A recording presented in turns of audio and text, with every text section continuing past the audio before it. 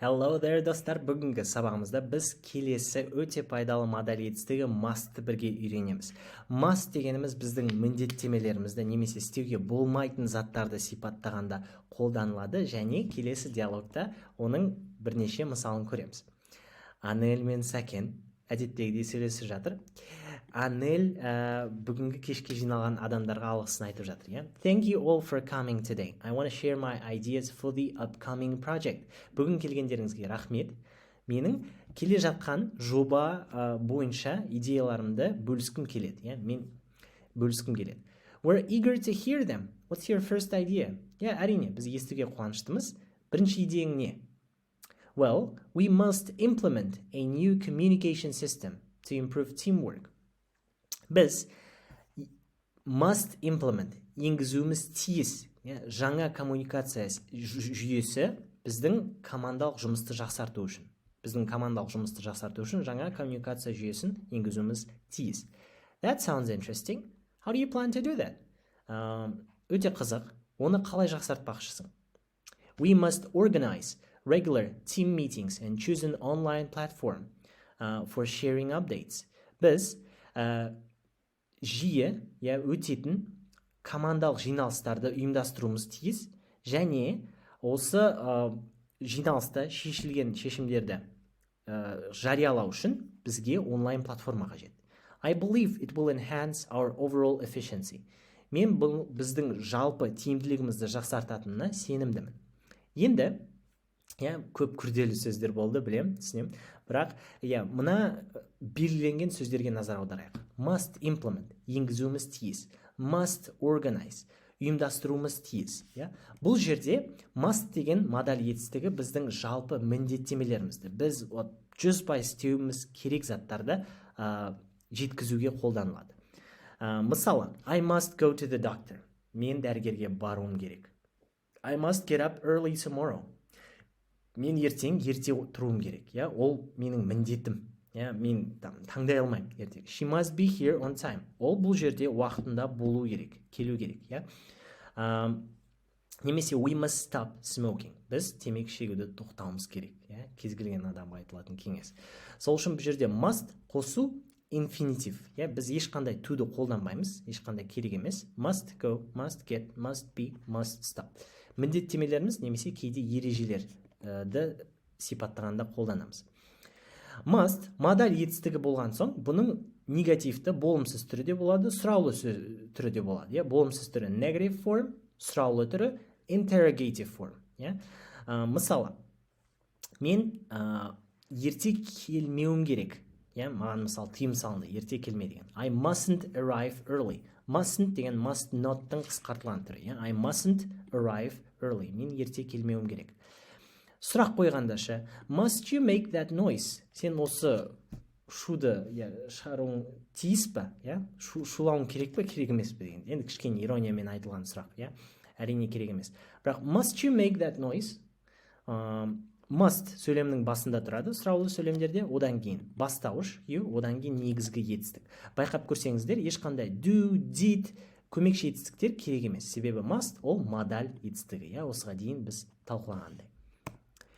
Енді must not деген түрі бар. Осы болымсыз түрі. Must деген модель етістігінің. Must not деген біз толықтай тыйым салынған заттарды сипаттағанда, нәрселерді сипаттағанда қолданамыз. Мысалы, you mustn't park here. Бұл жерде көлікті қоюға болмайды, тыйым салынған. Яғни, рұқсат жоқ. You must not make noise after 9 o'clock. Кешкі 9-дан кейін сіздер шуламауыңыз керек. You must not, яғни шулауға тыйым салынған. Егер осындай қатты тыйымды жеткізгіңіз келсе, must not дегенді қолданасыздар. Енді бұны бекіту үшін бір жаттығу орындап көрейік. Бұл жаттығуда бізге осы сөйлемдердегі сөздерді дұрыс қатармен қойып, бір сөйлем шығару керек. Біріншісін бірге істеп көрейік. You clean must your room. Бұл сұраулы сөйлем емес, сұрақ белгісін көріп тұрған жоқпын, сол үшін бұл болымды сөйлем. Ағылшын тілінде болымды сөйлемдер, олар әрине бастауыштан басталады. You. Бұл жерде жалғыз бастауыш, сен.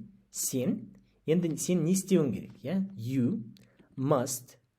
Сен істеуің тиіс нені? одан кейін етістіктің өзі, ешқандай to керек емес. You must clean, сен тазалауың керек нені? Өзіңнің бөлмеңді, your room. Сол үшін дұрыс жауабы you must clean your room. Енді келесі 4 сөйлемді өздеріңіз істеп көріңіздер, видеоны паузаға қойып, кейін оралып менікімен тексересіздер. Енді мені тыңдап отырсаңыздар, жаттығуды орындадыңыздар деген үміттемін. Енді жауаптарын бірге тексерейік. Екінші сөйлем. Бұл да болымды сөйлем, сол үшін бастауыштан бастаймыз. We, одан кейін әрине модаль етістігі, must, не істеуіміз керек? Істеуіміз керек. We must talk during exam дейді, мысалы, сөйлесу емтихан кезінде. Бірақ емтихан кезінде сөйлеуге бола ма? Әрине болмайды, тыйым салынған. Сол үшін бұл жерде must not қолданылады. We must not talk қашан? During exam. During exam. Көп адам exam деп айтады бұны, қате, дұрыс айтылуы exam. Exam. We must not talk during exam. We must not talk during exam. Келесі, late mustn't for meeting be we. Бұл да болымсыз сөйлем, сол үшін бұл да бастауыштан басталады. We mustn't көріп тұрмыз, уже дайын тұр бізге. We mustn't. Біз істемеуіміз керек нені? We mustn't. Біз жиналысқа кешікпеуіміз керек. We mustn't кешігу to be late. We mustn't be late for meeting. Біз жиналысқа кешікпеуіміз керек. Кешіксек бізді жұмыстан қуады. We mustn't be late for meeting. Келесі, take not inside, must photograph museum the visitors. Енді мына ұзын сөйлем, бірақ мағынасы өте оңай. Біз бастауыштан бастаймыз. Бұл жерде әрине бастауыш істі атқаратын адам. Visitors, мұражайға келетін адамдар.